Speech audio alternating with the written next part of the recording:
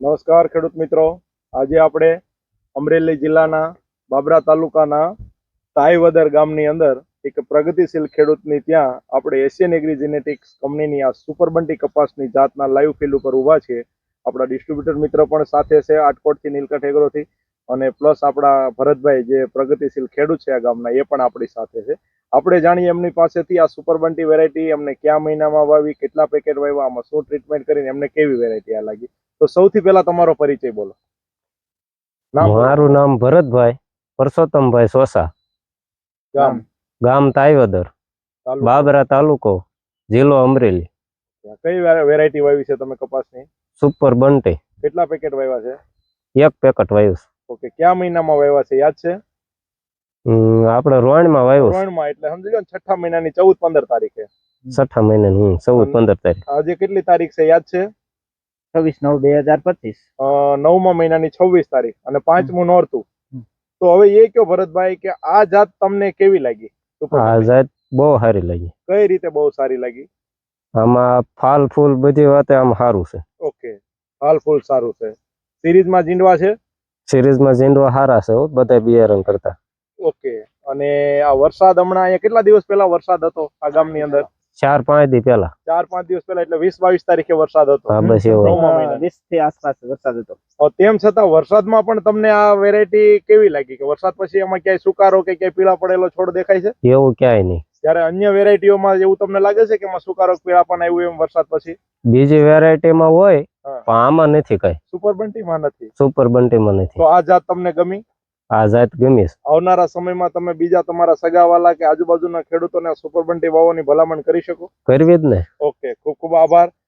આપણે ત્યાર પછી અલગ અલગ લાઈનના અલગ અલગ છોડ તમારે બતાવવાના છે, પણ આપણી સાથે આપણા ડિસ્ટ્રીબ્યુટર મિત્ર છે, આપણે એમનો પરિચય લઈને એમને આ જાત કેવી લાગી એમના વિશે વાત કરી. બોલો, તમારો પરિચય બોલો. નીલકંઠ એગ્રોટેક આટકોટ. આ વેરાયટી મેં આ ભાઈને પરાણી એક પેકેટ આપેલું હતું સુપર બંટી. એને અવેજીમાં જો એના આ છે ને ટૂંકી ઘડીએ ફ્લાવરિંગ ચાલુ થયું છે, બરોબર. અને બીજા છોડ જે બાજુમાં છે બીજી વેરાયટી છે, એની રોગ પ્રતિકારક શક્તિ જુઓ અને આની રોગ પ્રતિકારક શક્તિ જુઓ. બંનેમાં બહુ ડિફરન્સ છે. આવો વરસાદ જો બહુ વધુ વરસાદ થઈ ગયો હતો 4 દિવસ પહેલા, અને ટૂંકમાં બીજા તો ખાખરી ગયા છે. અને તમે જોઈ શકો છો બાજુમાં પણ કોટનની વેરાયટી અલગ અલગ છે. એને હાઈટ ને આની હાઈટ, આનું ફ્લાવરિંગ, આની ટૂંકી ગળી અને રોગ પ્રતિકારક શક્તિ આની સારી છે. ટૂંકમાં બીજા સુસ્યા, જીવાત, કુકડ એવું ઓછું આવે છે.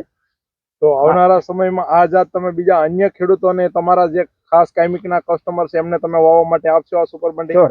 ઓકે, આ વસ્તુ સારી છે તો આપવામાં કઈ નો પ્રોબ્લેમ. ઓકે, ખૂબ ખૂબ આભાર. હવે આપણે થોડા અલગ અલગ લાઈનના અલગ અલગ છોડ આપણે તપાસ કરીએ કે ભાઈ કોઈ એક સારો છોડ લઈને તો આપણે વિડીયો નથી બનાવતા ને. આવો, મને અલગ અલગ છોડ બતાવો. આવો, તમે બધા આવો એક સાથે. જો ખેડૂત મિત્રો, આ તમે જોઈ શકો છો એશિયન એગ્રી જેનેટિકની આ સુપર બંટી કપાસની હાઈટ જોઈ શકો છો, એમાં ગ્રીનરી જોઈ શકો છો, એમાં કેટલા જીંડવા લાગ્યા છે. આ ડાળીને થોડીક નમાવો. હા, બસ આ ઊંચી.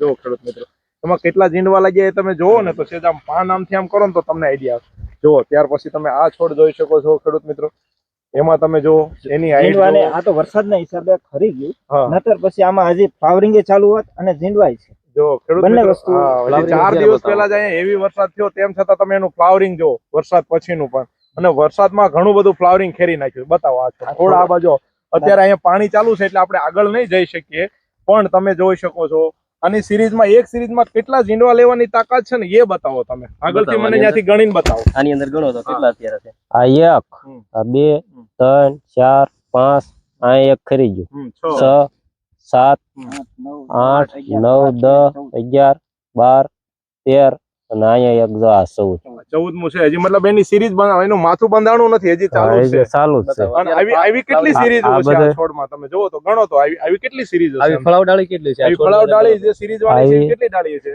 1, 2, 3, 4, 5, 6, 7, 8.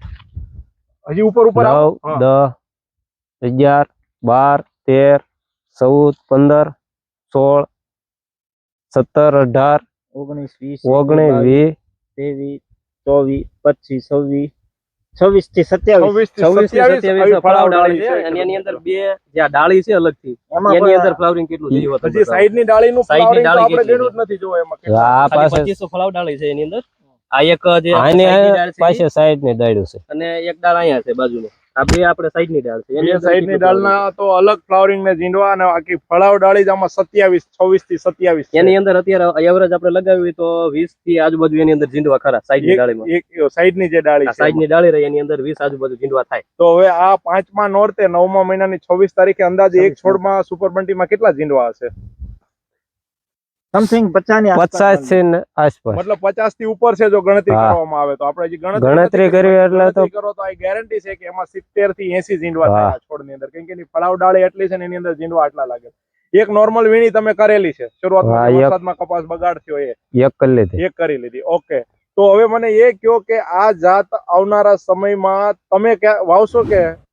વાવવાની જ હોય ને સાહેબ. ઓકે, આ વખતે તમે એક પેકેટ વાવ્યું, આવતા વર્ષે કેટલા પેકેટ વાવવાની ગણતરી છે?